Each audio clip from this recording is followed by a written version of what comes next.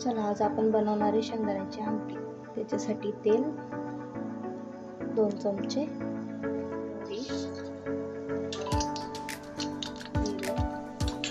हिंग, त्यामध्ये मिरची, शेंगदाणे, हिरवी मिरची, कोथिंबीर आणि जिरा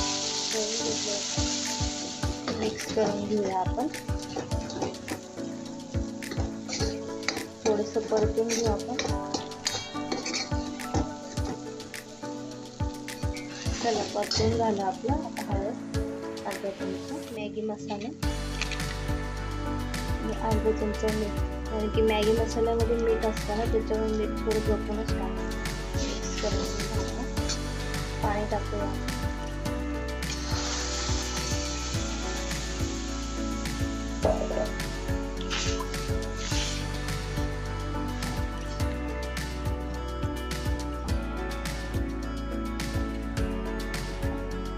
मिक्स झाली आपली। आता याला 5 मिनिटं उकळी येऊ।